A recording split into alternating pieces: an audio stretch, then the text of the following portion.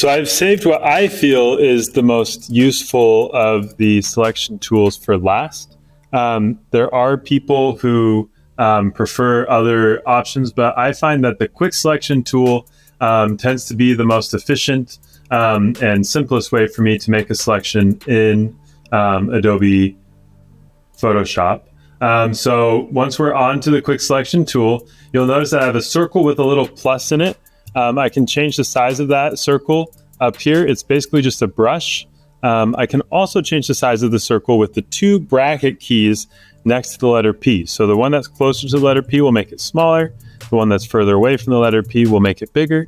And so then I can kind of come in and I just paint over essentially what I want. Now, this is where people can get frustrated, but it's fairly simple fix because what it did is it basically grabbed everything, right? It grabbed everything in that layer. And so now I'm going to hold down the Alt key, and that plus in my circle is going to turn to a minus. You'll also see those options up here at the top.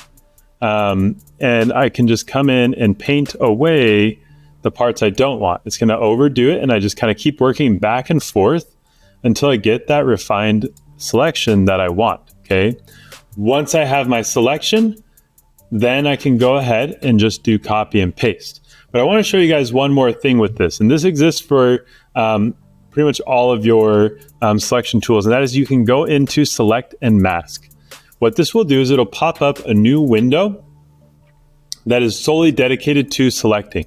The default is going to be onion skin, where it's going to make everything slightly faded compared to what you have selected. I like to change my view mode to overlay, and you can adjust how strong that overlay is, and you can change that color if it's kind of conflicting with what you're trying to do.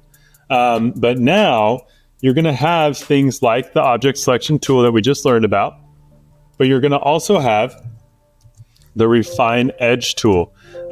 What this tool does is you are able to kind of come in and it's going to just adjust that edge to try and get what it feels is more accurate. Now you'll notice that it grabs some stuff I don't want and eliminated some stuff I do want. And so I could either go back to the object selection, or there's actually just a normal brush tool where everything I paint is exactly what is chosen. And if I hold down Alt, it will unselect or unchoose that portion. There's also a button I can click that says refine hair, and it will go in and automatically try and get those little gaps that are in between the hair and the background. This isn't going to be the best image for doing that, but it can be really helpful. Once you've done all of that, down here at the bottom in output settings, you want to make sure that it's just chosen to output to selection. Click OK, and now you can copy and paste this version. And as we bring it over, we're going to have that refined edges and stuff. Now, like I said, with the painting, it gets a little trickier, so it lost some stuff there. But generally speaking, that's kind of the approach with the object selection. It gives you probably the most flexibility while still keeping a lot of accuracy.